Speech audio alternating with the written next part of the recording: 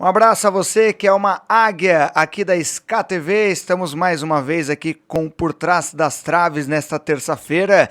Um episódio onde a gente traz sempre alguém que está envolvido no futebol, mas por trás das câmeras ou por trás das traves mesmo, literalmente. Aquela pessoa que não costuma falar muito sobre futebol, que você às vezes não sabe que atividade exerce, a gente traz para cá para bater um papo com a gente, falar sobre atividade, sobre a carreira e também bastante sobre bola, tá bom?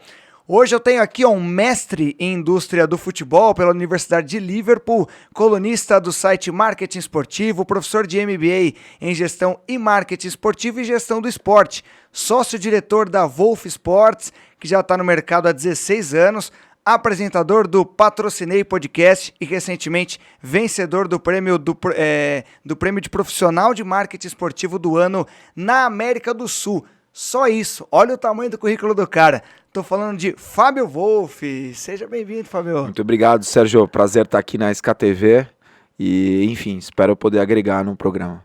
Prazer é nosso de ter você aqui com a gente, disponibilizando seu tempo para falar um pouco sobre marketing esportivo, né? Porque a gente sempre vê entrevistas de treinadores, sempre vê entrevista de jogadores, vez outra de um dirigente, mas é o cara que faz o marketing, o cara que trabalha por trás ali, fazendo divulgação, tanto de clubes quanto de marcas, você vai falar melhor sobre isso daí. Tem que ter o espaço também, né? E a gente não tem esse conteúdo na internet, por isso que a gente trouxe o Por Trás das Traves para falar com você hoje aqui. Com certeza, o time vai jogar fechado, vamos jogar pela bola do jogo, né? Rapaz. Vai ser um prazer falar hoje sobre marketing esportivo, sobre a indústria do esporte, do futebol. É um assunto que na época que eu comecei há 26 anos atrás, quando eu falava que eu ia fazer mestrado em futebol na Inglaterra, eles achavam que eu queria ser o Vanderlei Luxemburgo. Então hoje é uma indústria, né, já mais desenvolvida, tem muito a crescer ainda, mas hoje eu converso com os meus amigos, eles já entendem melhor o que eu fiz e o que eu tenho feito. É que realmente você foi um visionário, né? Porque naquela época as pessoas não davam muita importância para isso. Hoje o futebol, como você disse, cresceu estruturalmente, né? Então, hoje em dia isso está bombando e você é quase um pioneiro aqui no Brasil. Olha, eu sou um dinossauro desse mercado. Eu sou um dinossauro. Quando, né, eu falo que eu estou há 26 anos nesse mercado, as pessoas falam, nossa, faz tempo. Mas é muito... Quando você trabalha com o que você gosta, o trabalho é um hobby. Então, é engraçado, parece uma frase de marketing de efeito, mas não é, né? Nesses 26 anos de marketing esportivo, eu nunca tive um dia que eu refleti comigo, será que é isso que eu quero fazer na minha vida? Nunca teve dúvidas? Não, nunca tive dúvidas. Eu sempre tive certeza que o esporte era o meu dia a dia. Eu só não sabia como, né? Meu avô foi jogador profissional, então eu sentia o esporte estar no meu DNA, mas eu não sabia exatamente como. Como a indústria ela era pouco desenvolvida na época, não que ela esteja super desenvolvida hoje, mas ela era pouco, era menos óbvio do que hoje. E com o passar do tempo eu fui me encontrando, e à medida que eu fui me encontrando, eu fui ficando cada vez mais apaixonado pelo segmento, e sou realmente um profissional muito realizado. E como começou essa carreira?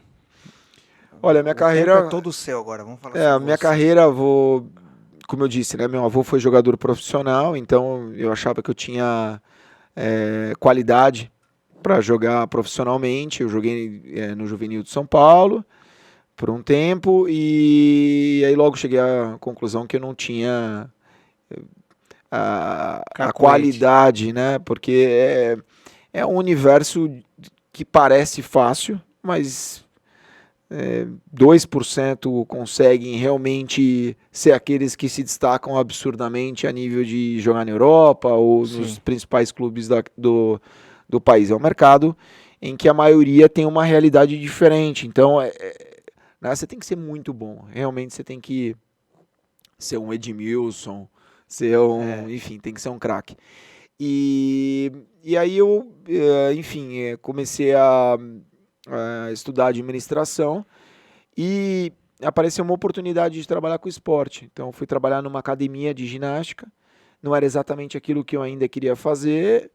E depois apareceu uma oportunidade de trabalhar numa agência que organizava torneios de futebol amador. Aí eu comecei a trabalhar nessa agência e foi muito legal porque, como eu estava muito empolgado com a possibilidade de trabalhar com o futebol, o que o sócio da agência me ofereceu na época foi alimentação e a moradia. Então, eu fui feliz da vida e pouco tempo depois, logo pouco tempo. Isso aonde? Isso foi foi feito um torneio de futebol amador em Atibaia e um em Vinhedo. Então eu fui para esses dois eventos e depois dos dois eventos, ou entre os dois eventos, o Prada, Eduardo Prada, da Prada Esportes e Marketing, ele me falou, olha, eu havia me comprometido com o Mundial de Clubes, com a organização do Mundial de Clubes, comitê local, só que como eu tenho outro evento para realizar, eu sou o dono da agência, eu vou indicar você, o que você acha? Então foi muito legal, porque, e é o que eu costumo falar para as pessoas, né? Se você encontra uma pequena fresta, entra, abre um pouco da porta, porque uma vez que você estiver dentro, as oportunidades, óbvio, dependendo do teu empenho, da tua performance, da tua força de vontade, elas vão surgindo.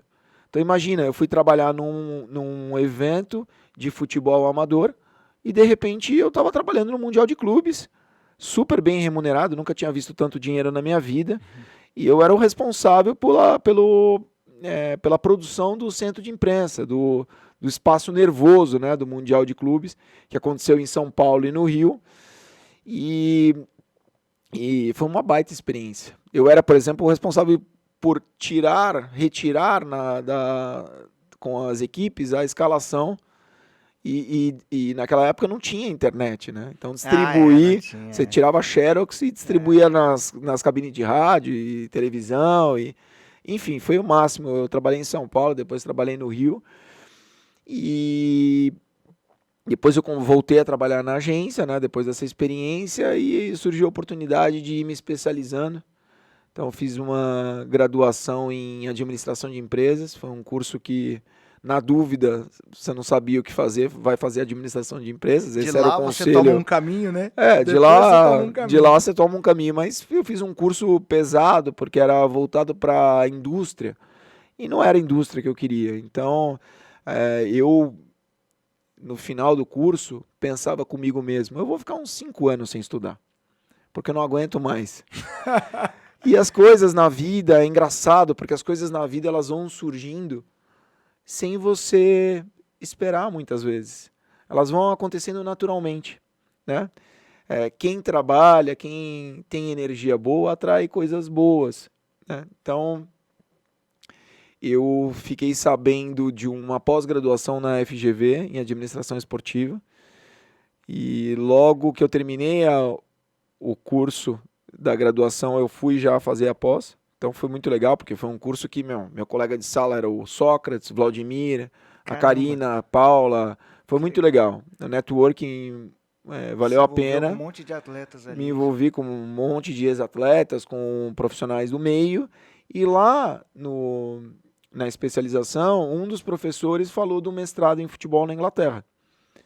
E na hora que ele falou, meu olho brilhou. Eu falei, pô, eu preciso fazer esse mestrado, né? Isso era que ano? Isso era 2000. 2000 ainda, o ano do Mundial, né? Você tinha feito o ano do Mundial, eu estava fazendo especialização e durante a aula eu fui pedir uma carta de recomendação. Eu não obtive a carta de recomendação do professor, o que me deixou super frustrado, mas é um negócio que eu falo muito no mercado, né? É preciso muita resiliência quando você busca alguma coisa. Então, poxa, se o meu professor da FGV estava falando, eu mal conhecia ele, fui pedir uma carta de recomendação e não quis me dar, não desista, né? Aí você vai conseguir com outra pessoa, e foi o que aconteceu. E aí eu fui para Liverpool, fui fazer um mestrado em futebol em Liverpool, isso foi em 2001. E eu fui para a Inglaterra, foi uma experiência maravilhosa. Eu tinha 23, 24 anos na época. Foi uma experiência que talvez até pessoalmente tenha sido até maior na questão do engrandecimento do que profissional, porque na hora que você vai morar fora do país, você só percebe que você está sozinho na hora que você está no aeroporto. Que você pisa no aeroporto e você fala, se eu não me virar... E não tem né? volta mais agora. Então foi uma experiência muito boa. Eu comecei a fazer um mestrado, foi um mestrado muito interessante. Tivemos várias palestras com, na época, vice-presidente do Arsenal, pessoas da FIFA, muita gente bacana. E durante o mestrado eu tive uma dessas palestras, eu fiz relacionamento com palestrantes, sempre trocava cartão e consegui um trabalho em Londres. Então... o foco era fazer um bom mestrado. E de repente, no mestrado, eu já tinha mudado meu foco, que eu queria ficar na Europa. Eu achava que no avião, na ida para a Inglaterra, eu escrevi num guardanapo 3 objetivos. Eu queria dar aula, eu queria ter uma agência e eu queria escrever um livro sobre marketing esportivo. Então, de repente apareceu a oportunidade de trabalhar em Londres, eu fui trabalhar em Londres, a agência que eu estava trabalhando, ela acabou quebrando durante o estágio que eu fiz lá, mas eu consegui entregar, se não fui o primeiro, foi um dos 5 primeiros a entregar o TCC, que era o próprio trabalho que eu estava fazendo, que era um canal do G14, dos maiores clubes da Europa na época, era uma reunião dos maiores grupos dos clubes da Europa. E aí a empresa acabou quebrando e eu acabei voltando para o Brasil. E aí na minha... Isso quanto tempo você ficou lá? Eu fiquei quase 2 anos na Inglaterra. E acabei voltando para o Brasil. E num mercado ideal, eu teria sido absorvido ainda na Inglaterra, né? Mas no mercado brasileiro, eu cheguei no Brasil e todo mundo simplesmente ignorou o meu mestrado. Então eu ia nos clubes de futebol, ia conversar com o presidente, ia conversar com o diretor. Por isso que eu falo, é preciso muita resiliência. Então, naquele momento, eu estava entre os 8 brasileiros que haviam feito o curso. Ponto. Então, eu conversava com o presidente de clube, eu estava um pouco perdido, eu queria trabalhar na indústria, mas eu não sabia exatamente como. E, enfim, por não ter tido oportunidade no futebol, meu pai é veterinário de cavalo, e é um grande veterinário, foi presidente veterinário dos Jogos Olímpicos do Rio, é o único brasileiro, o único sul-americano membro da Federação Equestre Internacional, tem uma carreira maravilhosa. Ele me trouxe uma oportunidade para trabalhar no Clube Hípico Santo Amaro. E você em momento nenhum pensou em seguir a carreira do seu pai? Não. Numa das poucas vezes que eu me aproximei de uma sala de cirurgia, eu dei alguns passos para trás. Não tem que ter o dom para ser veterinário e eu não tenho o dom. Então, tem certas coisas na vida que às vezes a gente não sabe exatamente o que a gente quer. Mas se você começar a identificar o que você não quer, já vai ajudando a entender, né, e tomar uma melhor decisão. Porque é difícil, né? Eu tô falando assim, eu tô vendendo felicidade aqui no programa, né? Falando, pô, nunca me arrependi, nunca pensei em 26 anos, será que é isso que eu quero fazer? E quem tá do outro lado assistindo o programa fala, vou me matar, né? Porque o cara... Toda hora, né? Não sei o que eu quero fazer. Né? O cara tá aqui, ele tá resolvido, ele tá feliz, né? E na verdade... Foi um acaso que aconteceu, mas tem muitas decisões na vida e muitas situações que você não sabe o que fazer. Então, às vezes, você começa pelo isso eu não quero fazer, isso eu não me identifico, isso eu não gosto, e aos poucos você vai se encontrando. É muito importante fazer algo que te faz bem, né? Trabalhar com uma coisa que você não gosta. Que te motive, né? Que te motive, que te faça evoluir, que te faça ir atrás, enfim. E o esporte sempre foi para mim. Tanto que voltei do mestrado na Inglaterra e eu estava trabalhando com eventos hípicos. Olha só. O esporte sempre me encantou.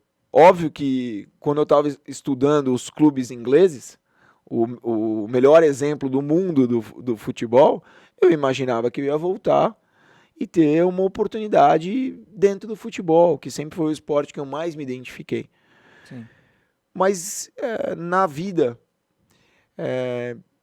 tem certos momentos que a oportunidade que te aparece, ela não é a oportunidade dos sonhos. Mas se você tem alguma identificação com essa oportunidade, agarra e faz bem feito.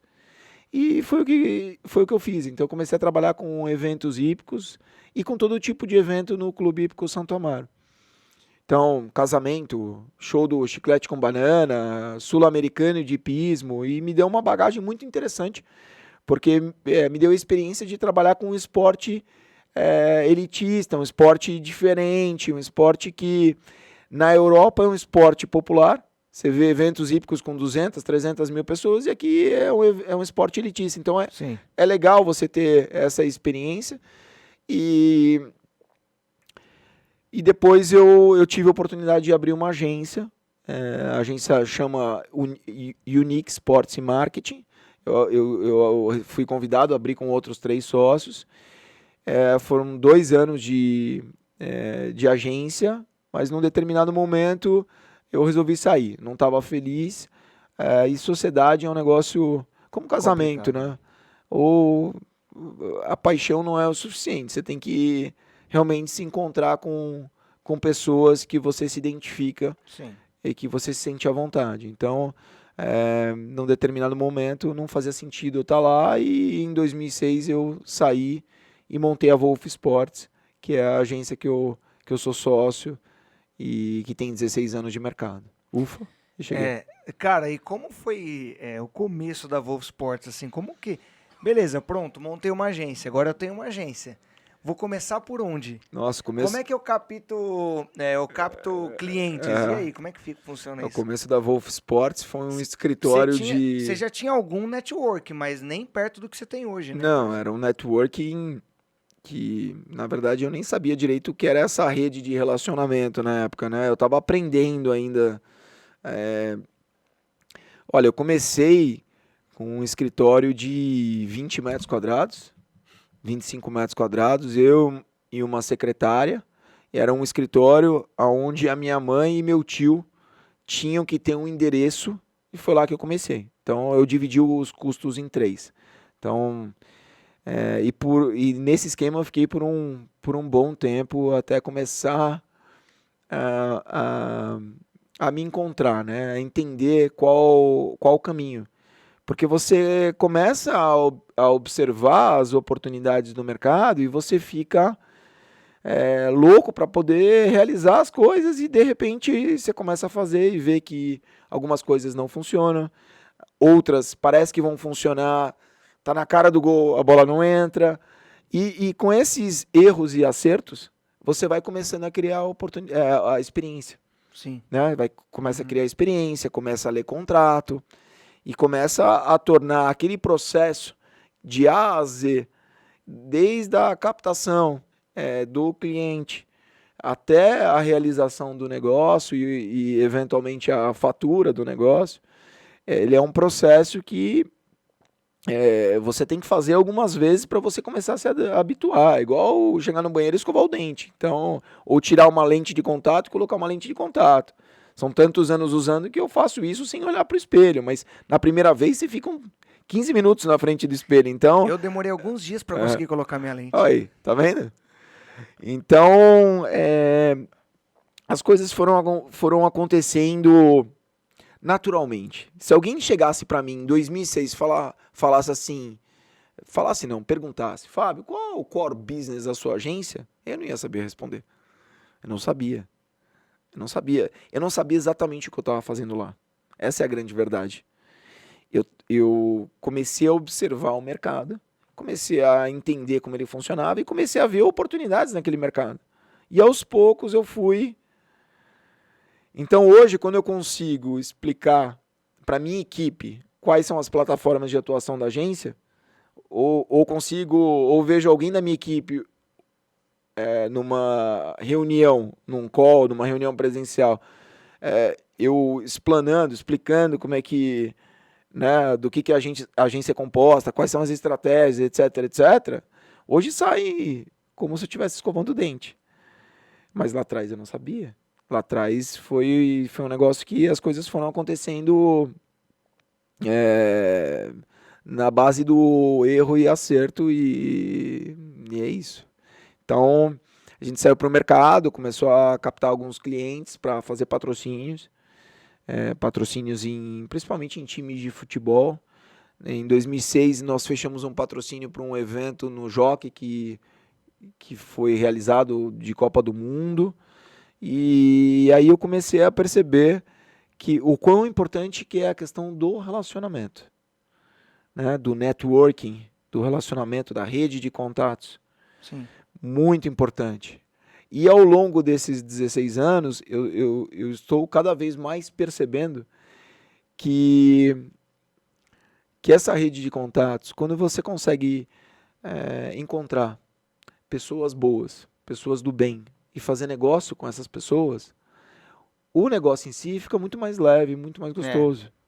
Porque a gente trabalha ainda num mercado que ele é semi-profissional, que de vez em quando nós somos obrigados a ver algumas coisas que não condizem com, por exemplo, a educação que eu tive. Então, manter a postura, ser íntegro e se relacionar com pessoas do bem é o que eu busco para minha vida. Mesmo que, eventualmente, hoje eu posso fazer menos dinheiro do que eu fiz há pouco tempo atrás. Então, é trabalhar com qualidade, é trabalhar com pessoas que gostam, como eu, do esporte e que são sérias e obstinadas. Certo. E hoje, quais são os seus maiores clientes? Eu Ó, sei que a lista é grande, mas olha, quais nós são os temos grandes? feito muitos negócios com casas de aposta. Então, Que tem crescido no tem Brasil, né? crescido muito. O mercado, ele teoricamente teria que se regulamentar esse ano. Ele começou em 2018, são 4 anos, mas não acredito que antes das eleições isso vá acontecer, por motivos políticos e interesses. Mas nós temos algumas casas de apostas, nós temos alguns clientes de alguns segmentos que hoje são clientes importantes para nós, como a Odonto Company, como o próprio, fazer um merchan aqui, ó, Aí, ó. Guaraná Poti, Esse pode fazer a Guaraná liberado. Poti aqui, vou tomar o meu. Bota lá, fica à vontade aí.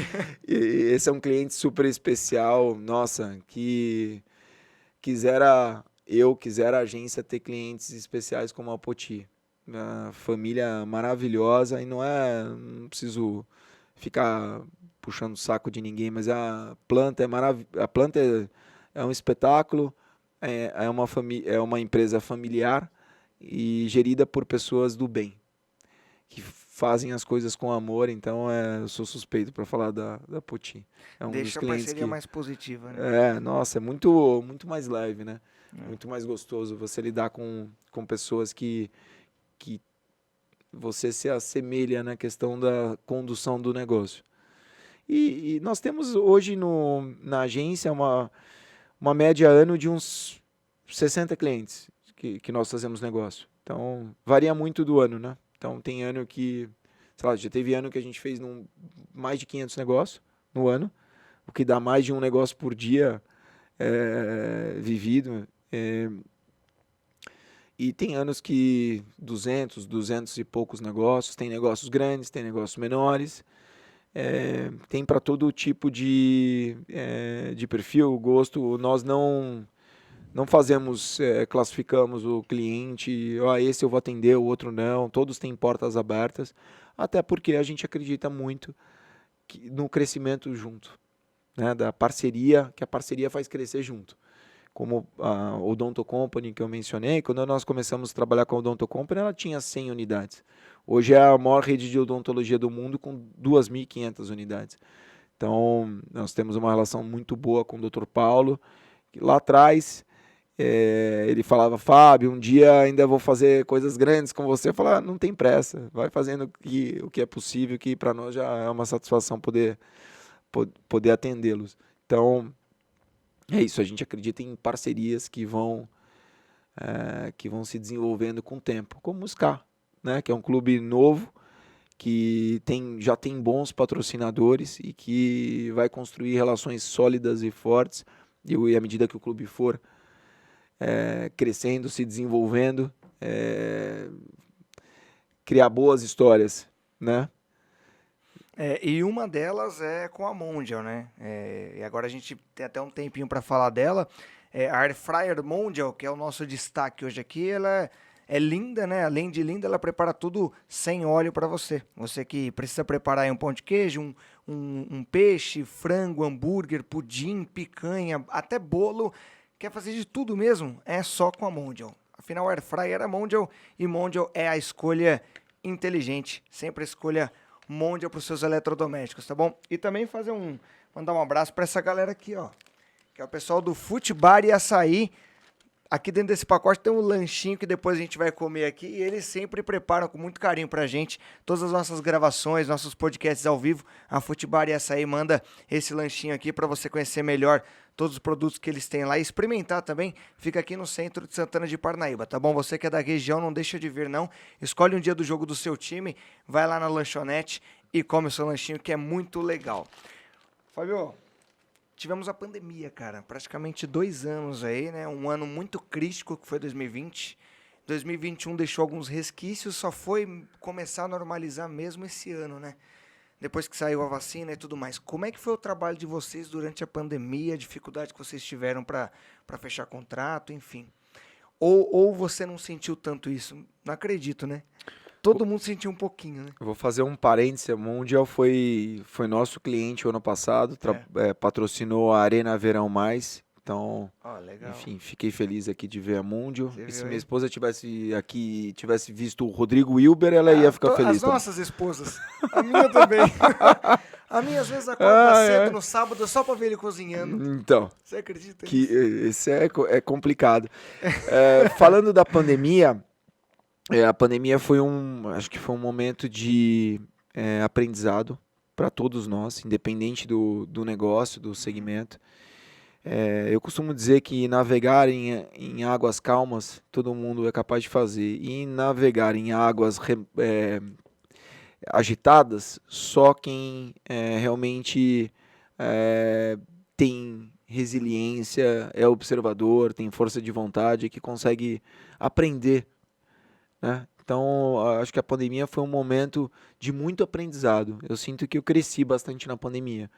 Em relação não só a empresa, mas como pessoa também. De observar coisas, de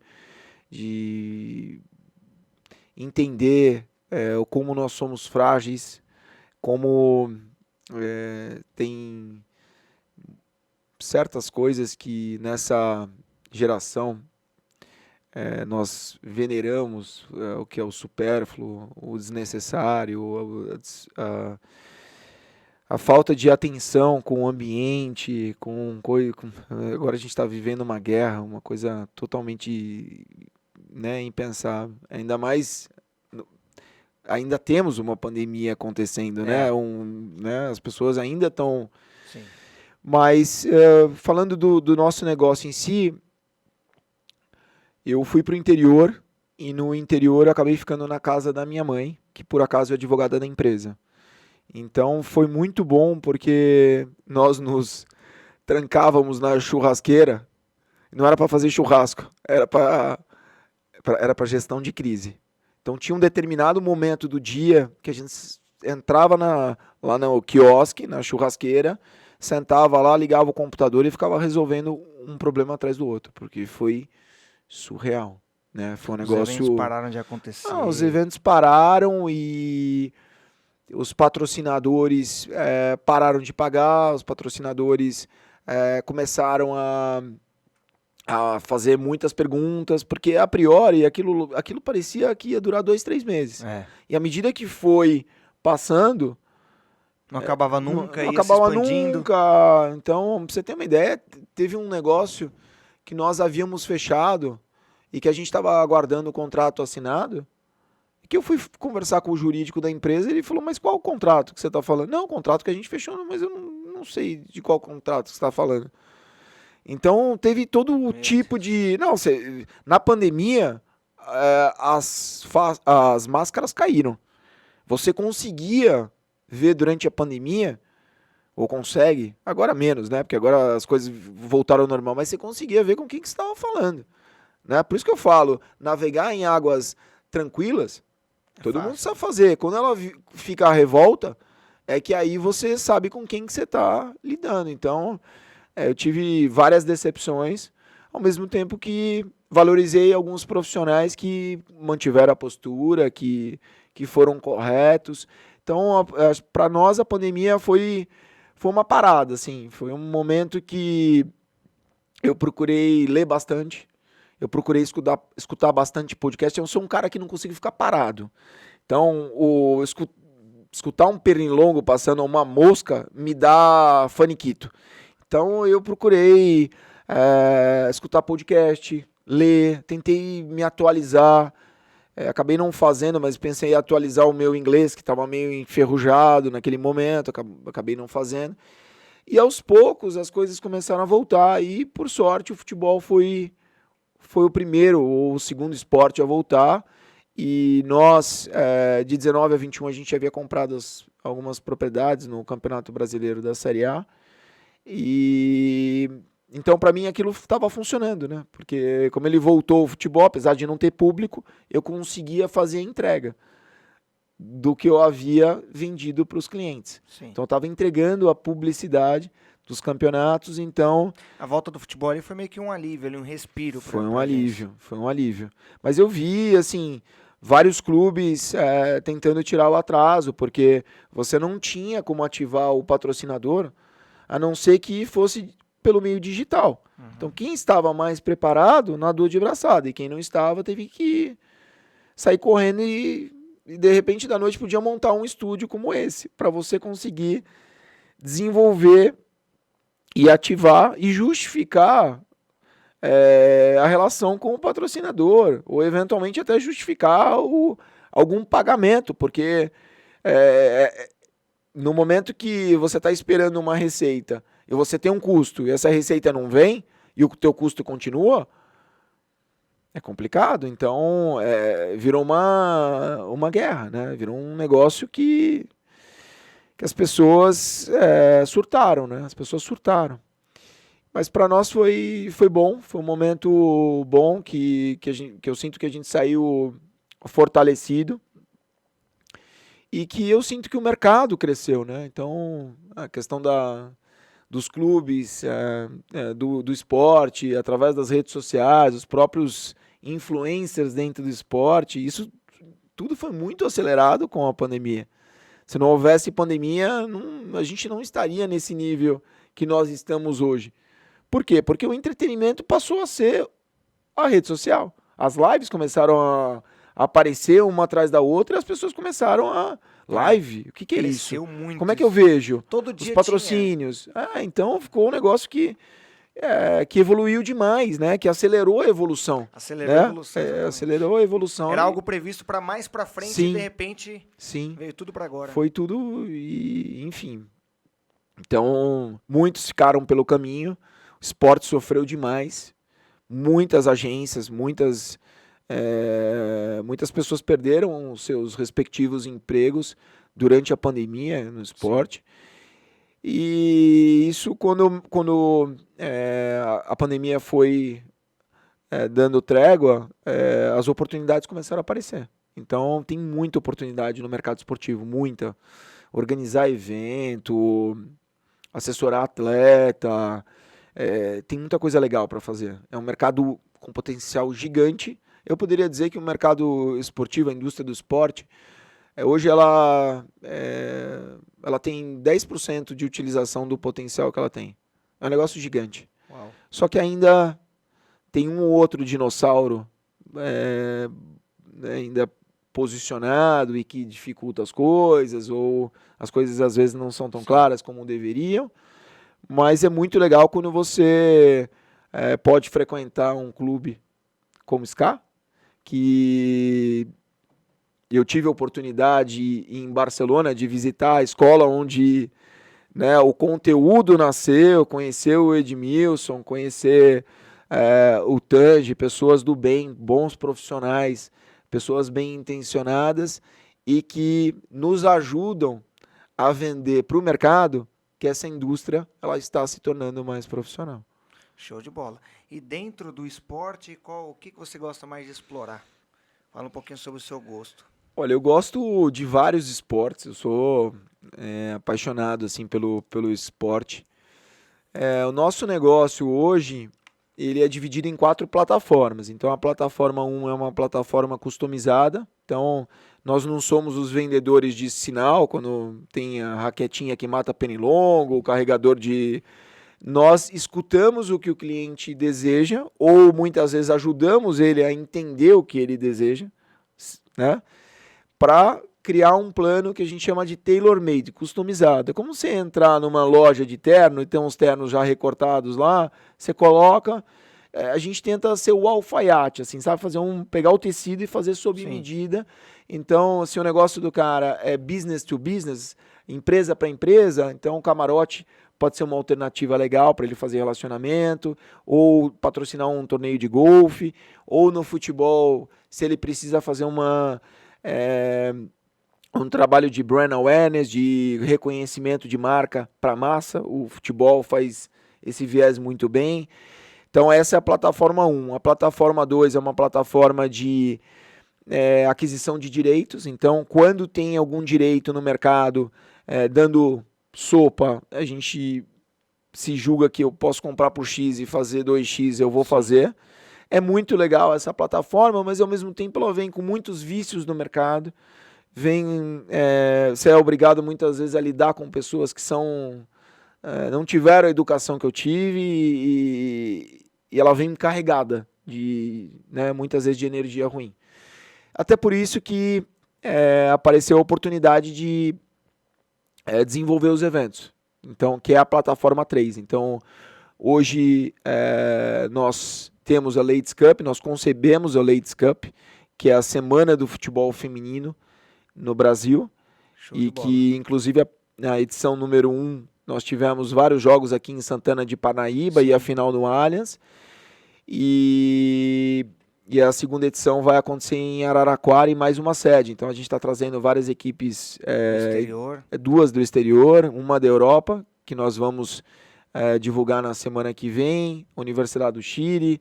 Mas, na verdade, o Ladies Cup é muito mais do que uma semana de futebol. Ele é uma semana para falar do futebol feminino. O objetivo do evento é proporcionar um legado. Chamar atenção para o futebol feminino. Exato. Né? Discutir o futebol feminino. Porque fazer um torneio de futebol, acho que qualquer um consegue fazer. Uhum. Agora, você desenvolver uma semana em que você troca experiências, conteúdo, através de palestras, através de ações sociais, ativações, isso é diferente. Então, trazer mais do que o jogo, né? Sim. Em si. Sim. Então, nós concebemos o Brasil Ladies Cup, nós temos a Arena Verão Mais, que foi o evento que a Mundial, inclusive, foi patrocinadora, que é o maior evento de esporte de areia do Brasil. É bem bacana, beach soccer, beach tênis e futevôlei. Nós temos o Pride Paulista, que é um evento onde nós levamos a arena que nós montamos na praia para algum cartão postal de São Paulo. Vai acontecer em janeiro de 23, na frente do Pacaembu, do estádio do Pacaembu, na Charles Miller. A gente vai montar uma arena e lá nós teremos beach tênis e o futevôlei. E, bom, assim como esse, nós temos outros eventos que estão nascendo, que estão sendo concebidos, e que é muito legal quando você cria algo e você escolhe com quem que você vai trabalhar. É muito bom, sabe? Com quem que você vai trabalhar, com os seus parceiros, fornecedores. E ter a confiança de quem já trabalhou com você. Sim, e ter a confiança de você estar cercado de pessoas do bem, de pessoas queridas, que querem o melhor. A quarta plataforma é uma plataforma recente, que é uma plataforma de gestão de imagem e carreira, que surgiu em janeiro. E nós, em janeiro, começamos a trabalhar com o Hendrick, do Palmeiras, que recentemente assinou o contrato de patrocínio, primeiro contrato profissional de patrocínio. O primeiro contrato profissional dele, E nós começamos a trabalhar com ele e a gente fechou um patrocínio, fechamos o segundo agora e vamos anunciar em breve. Então, tá sendo uma Craque de experiência. bola. Craque, nossa, fenômeno. E com o Hendrick está sendo uma experiência muito legal, porque nós já tivemos inúmeras oportunidades de intermediar patrocínio com atletas, né? O próprio Edmilson foi uma dessas oportunidades, Zico, Neymar, Raíssa Leal, diversos. Mas o Hendrick é diferente, porque o Hendrick nós acabamos fechando como agência exclusiva de contratos de patrocínio e posicionamento de marca. Então, para nós foi muito desafiador, porque hoje falar do Hendrick é mais óbvio, mas a gente começou a falar do Hendrick em janeiro, antes da Copa São Paulo. Então não era tão óbvio. Hoje ele tem quase 1.100.000 seguidores no Instagram. Na época ele tinha 75 mil. Quando me mandaram os vídeos dele, eu não conhecia ele, eu não sabia quem era, né? Eu sabia só que eu não podia cometer o mesmo erro que eu tinha feito há 4 anos, 4 anos antes com o Vinícius Júnior, né? Quando o Fred Pena da TFM me procurou há 4 anos atrás, se eu não me engano, o Vinícius Júnior estava no juvenil do Flamengo, falou: olha, o meu negócio é agenciamento, ele me falou. E eu queria que uma agência fizesse o trabalho de imagem dele. Foi ótima a reunião, mas quando você não dá continuidade à ideia, ela se perde, né? Ela é consumida na rotina. E aquilo se perdeu. No começo do ano eu liguei para o Fred. Falei: Fred, tem uma casa de apostas que gostaria de ter o Vinícius Júnior como garoto propaganda. Ele falou: olha, casa de apostas eu já tenho, eu já vou assinar aqui com o Vinícius Júnior, mas eu tenho esse menino. Na hora que ele me mandou os vídeos e eu vi aquilo lá, eu falei: é um ET. Né? É um ET. Inclusive os amigos dele, eu fiquei sabendo que os amigos dele chamam ele de ET, mas é um ET mesmo, cara. E aí a gente... E foi um negócio assim... foi um negócio muito diferente, porque, como valorar um menino de 15 anos? Né? Como trabalhar a imagem de um menino de 15 anos? Foi tudo muito novo para nós. Vou puxar até um gancho, queria te perguntar sobre isso. Agenciar pessoas é mais difícil do que eventos? Que eu vi que você já começou a falar disso, né? A dificuldade que é de valorar um garoto tão jovem. Eu já emendo essa pergunta aí para você. Olha, a primeira experiência que nós estamos tendo full, né, que eu digo completa, é com o Hendrick. E a experiência que a gente está tendo com o Hendrick, ela está sendo maravilhosa. Porque a família, eu lido com pessoas do bem. A agência dele é uma agência conceituada, imagina, a agência que fez o Vinícius Júnior, que tem Martinelli, que tem tantos atletas, eles têm 120 atletas, e é uma agência que sabe o que faz, né? Ele tem assessoria de imprensa, Footpress e vários outros, tem gente que cuida da parte financeira. Eu entrei numa roda girando. É importante dizer, porque tem muita gente que fala: meu, você é o David Copperfield, você tira o patrocínio da Cartola, e na verdade o nosso papel, óbvio que ele é importante, mas nós entramos com a roda girando, a roda já estava girando, eu sou um componente da roda, né? Se alguém tiver desalinhado, a roda já não gira bem. Então é muito importante que todos falem a mesma língua. E o que tem sido legal dessa história é que nós temos tido a liberdade de desenvolver, apresentar e aplicar. Porque é muito legal quando você tem uma ideia, você trabalha, estuda, e você vai aplicar, você não consegue. Porque alguém te barra. Alguém fala: bom, o que você estudou não é tão importante, né? E eu tive o prazer de montar um plano estratégico de imagem, ir na casa dele, com a família, com o staff, com o próprio Hendrick sentado no sofá, e uma maturidade, um menino de 15 anos que ficou 1 hora prestando atenção, sem ficar distraído no celular, uma maturidade. Ele não tem 15 anos de cabeça, ele tem mais, é um menino maduro. E óbvio que como menino você vai crescendo e aprendendo com a vida, né? Faz parte errar, acertar, mas o importante é ter cabeça boa. Então nós fizemos uma apresentação e quando eu comecei a apresentação eu falei, olha, eu tenho 26 anos de mercado, erro, acerto, mas essa apresentação eu julgo que ela leva para um caminho que eu acho adequado de posicionamento, de carreira. Então, apresentei slide de atributos, o que é importante. Nós nos baseamos. Isso tudo que eu estou trazendo para vocês é super exclusivo. Assim, a mídia, os veículos não sabem disso. Nós nos baseamos em 3 carreiras para desenvolver o plano para ele, que é o Rafael Nadal, o Cristiano Ronaldo e o Roger Federer. Então, 3 carreiras de sucesso, de imagem quase, né, sem qualquer tipo de arranhão. Então, mas eu falei para eles, quando eu comecei a apresentar, eu falei para eles, olha, pessoal, eu vou apresentar o que eu acho que é melhor para vocês. Eu não vim aqui dizer o que vocês querem escutar, eu vim aqui dizer o que eu acho que é melhor para vocês. Né? Porque é um time, né? Não é só o Hendrick, é um time. Melhor para vocês.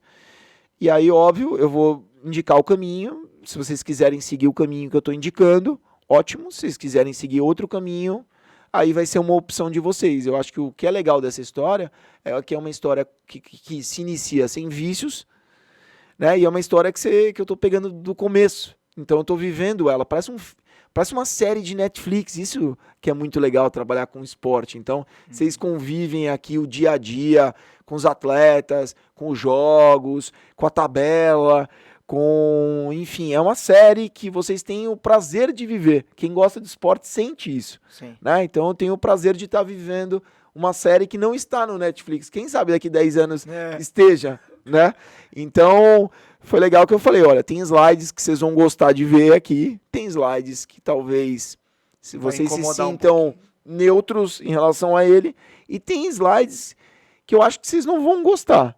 Eu apresentei tudo e, enfim, eles gostaram do que viram, entenderam que tem certas coisas que são assuntos mais delicados, tem certas coisas, certos pequenas vícios, né, certos aproveitadores que tem que prestar atenção, né? Porque quando você vai vender um patrocínio, você vai vender o Hendrick como embaixador de marca, e são até 8 marcas, você quer criar uma história de longo prazo do atleta com a marca. Claro. Uma identificação é muito importante. Por isso que eu sentei com o Hendrick, com o pai, com o staff, e falei, lista para mim as empresas que você se identifica. Porque é nelas que a gente vai. Nós queremos storytellings, como aconteceu com o Odonto Company. O pai tem uma história de vida sofrida, a família tem. Mas o pai teve um acidente doméstico quando era pequeno e ele perdeu os dentes. E ele começou a ter vários problemas e consequências em relação a isso.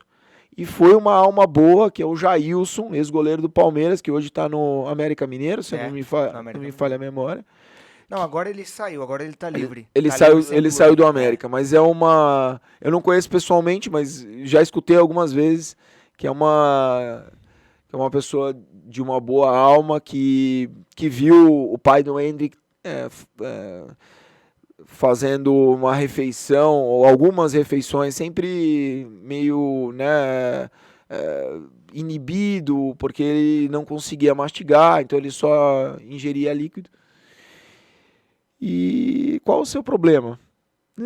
Qual o seu problema? Foi conversar com a esposa, com a Cíntia, com a esposa do Douglas, e ela contou, e ele fez uma rifa, e ele conseguiu fazer um implante. Do implante que ele fez, a vida dele mudou. Ele, inclusive, me disse que uma das maiores felicidades da vida foi ter podido comer uma maçã.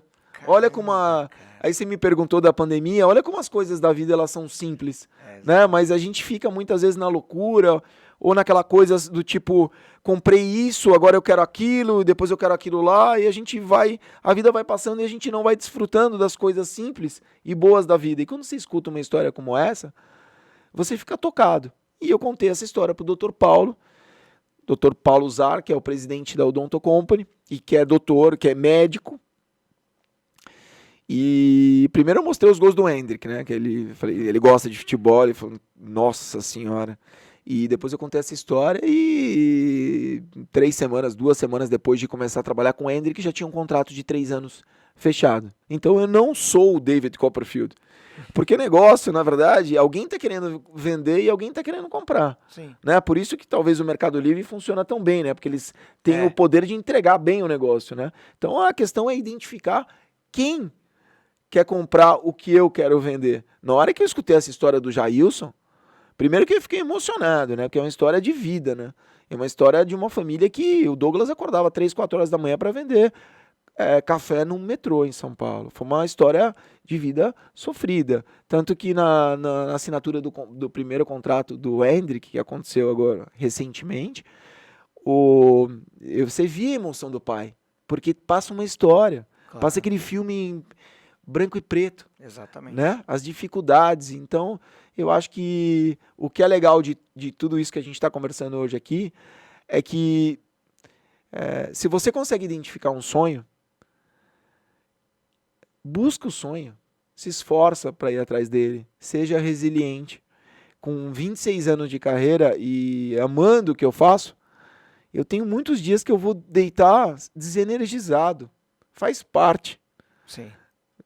Né? Gostar, eu gosto muito do que eu faço, mas tem dias que você não dá certo.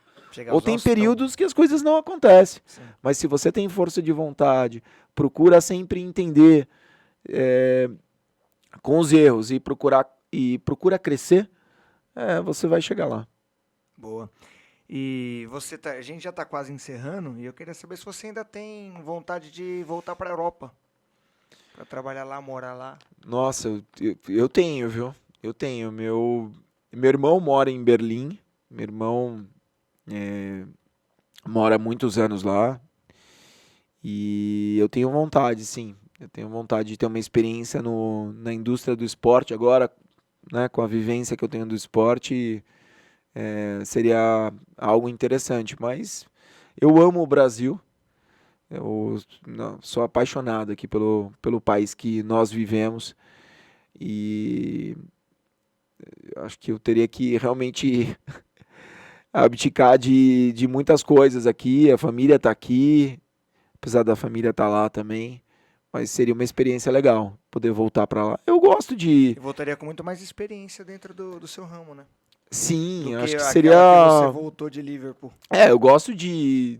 Quando é possível ir para fora, né? Então, recentemente, por exemplo, eu fui com o chefe para uma viagem inesquecível. Foi um dos momentos mais legais da minha vida aqui que tudo começou com o Tange, né, que é um amigo e baita profissional de longa data. Pode contar essa história aí. O Tange me ligou um dia e falou... Bom, primeiro que ele sempre falava assim pra mim, ô Fabião, um dia a gente vai trabalhar junto, hein?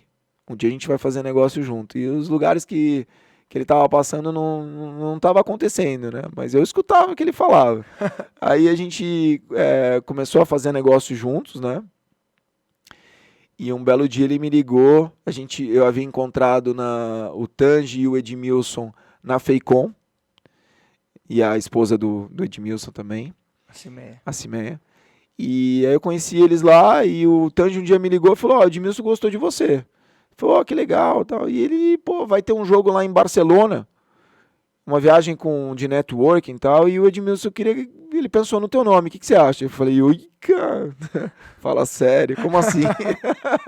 Assim do nada, né? Não, do nada, e ele vai te ligar. Eu falei, nossa, né, o coração até dispara nessas horas, né, e foi muito legal, porque aquele momento pra mim, eu até comentei com o Tange aí um tempo atrás, esses últimos meses têm sido meses de resiliência e coisas que você começa a viver, que você precisa realmente de muita força de vontade para ser mais forte, que sabe, ver coisas erradas dentro do esporte, ou mesmo naquele momento eu tive aí alguns problemas internos na empresa que não era o momento de viajar, mas eu pensei comigo mesmo, eu não vou perder essa oportunidade. E realmente foi foi fantástico, assim, eu simplesmente fechei o olho e meti a passagem, né, inclusive foi uma viagem curta, né, a gente chegava no domingo, na quarta já voltava, e depois eu acabei estendendo para Madrid, a negócios, então eu falei, preciso emitir essa passagem que não tem como não ir. E foi um dos momentos mais fantásticos da minha vida, eu parecia uma criança quando eu pisei no Camp Nou. Porque quando o Edmilson me ligou, ele falou, Fábio, você já tá sabendo? Eu falei, já tô sabendo. Você vai? Vou, claro que eu vou. E ele virou pra mim e falou, vai ser uma viagem de networking, enfim, a gente tá definindo a programação. Eu falei, pô, que legal, networking é legal, mas futebol eu não jogo faz tempo. Aí ele virou pra mim e falou assim, eu tava esperando que ele fosse falar assim, não, vai ser um jogo de brincadeira. E ele, como não falou nada, eu falei, mas vai ser brincadeira, né? Ele falou, o último não foi. Eu falei, ai meu Deus. Comecei a suar frio já, né? Porque eu falei, pô, eu não jogo futebol há uns 6 anos. E comecei a me concentrar para aquele jogo, né? E foi uma experiência fantástica, assim. Foi realmente vivenciar aquela experiência de entrar no vestiário, ter uma camiseta com teu nome, entrar no campo com aquele barulho, mesmo que artificial, de torcida, de música, e jogar no Camp Nou com o Edmilson. Né? O Edmilson me coordenou na defesa. Adianta! Olha as costas! Você jogou em que posição? Que posição? Tem que obedecer o chefe. Joguei na zaga. Falei, vou passar vergonha, é melhor jogar na zaga, mas... Foi muito legal, foi muito legal.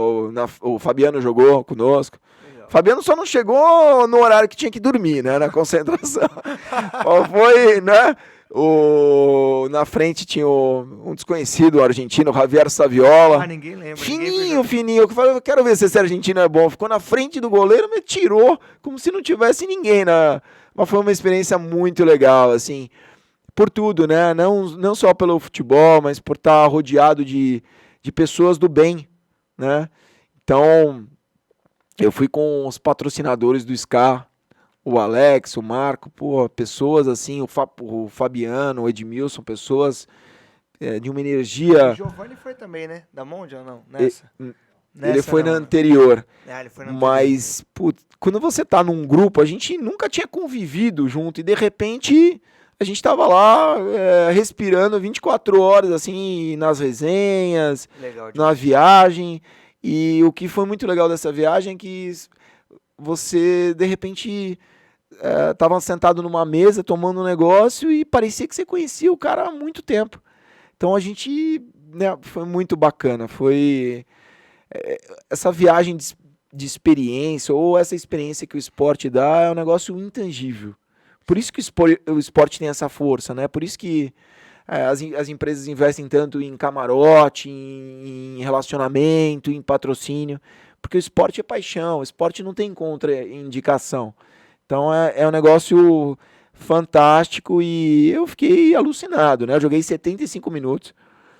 Depois, até hoje, eu sinto a minha costela. Bastante, eu precisava fazer até um raio-x, cara, porque minha costela aqui, dei carrinho, bicicleta, foi o... Pensei que alguém tinha entortado. Minha costela tá ruim e o meu ombro direito, cara, eu tenho que fazer lá um reforço no manguito, viu? São as lembranças do evento. Que foi muito legal. Pra encerrar, faz um merchan do seu Patrocinei podcast. Fala do seu podcast aí. Eu tenho um podcast que chama... A ideia foi sua? A ideia foi do Ivan. Tem que ser justo. Não adianta, né, o pessoal ligar no escritório e falar, o David Copperfield. Não sou David Copperfield, não fui eu que criei, eu patrocinei. Não, um belo dia o Ivan Martinho é o CEO da WSL, da World Surf League, ele que tem um dedo dele, a revolução do surf aqui no Brasil, que ele fez em Saquarema, foi fantástico. E é um cara que, é amigo meu e eu sou fã dele. O Ivan é um cara que todo programa que eu faço com ele eu aprendo alguma coisa com ele, é muito legal. Show de bola. É uma energia boa fazer o programa com ele e a ideia foi dele. Um belo dia ele falou, Fabinho, vamos fazer um podcast? Eu falei, vamos. E a gente começou a ensaiar, éramos 3, né, eu, ele e o Pedrinho, Daniel da EY, da Ernst Young, mas o Pedrinho teve um problema às vésperas do primeiro programa e a gente estava ensaiando em 3. E de repente fui eu e ele pro estúdio. Que quadro que a gente vai fazer agora, né? Porque eram alguns quadros determinados e a gente acabou se entrosando. É um negócio gostoso. É como se estivesse fazendo um curso, né? Porque eu aprendo muito com os convidados, né? Nós convidamos o buy side, né? O lado comprador, que é o lado que compra o patrocínio. Então a gente tem, através do Patrocinei, se tiver oportunidade, através das melhores plataformas, do Apple, Spotify, Deezer, enfim, você acessando o Patrocinei, você pode acessar os capítulos. Nós estamos logo mais começando a 3ª temporada, então toda semana nós convidamos... É semanal. É semanal. Toda semana nós convidamos alguém que patrocinou ou patrocinou alguma coisa. Então, sempre o lado da empresa, e a gente escuta as estratégias, a gente tenta fazer alguma pergunta que não se faz em sala de aula. E aí, às quartas-feiras, a gente tem o Patrocinei Express, que eu e o Ivan, a gente discute algum assunto. O nosso programa normalmente o Patrocinei tem de 45 a 50 minutos, e o Patrocinei Express é uma pílula, coisa rápida, 6, 8 minutos, a gente discute algum assunto, e é muito legal. Então, fazer o Patrocinei. Então, segue o Patrocinei, dá aula, que hoje eu sou professor da Trevisan e do IBMEC, também é um negócio que eu há 19 anos eu leciono, não deixo, porque ele me obriga a me atualizar e também me dá a oportunidade de trocar experiência com os alunos, né? Então, é um networking muito legal. E a cada 15 dias eu escrevo para o MKT Esportivo. Eu tenho uma coluna no MKT desde 2018. Então é legal que eu consigo dividir algumas ideias e também me obrigo a escrever. É engraçado, né? Às vezes tem... estou na semana de escrever uma coluna, não tenho a menor ideia que eu vou escrever.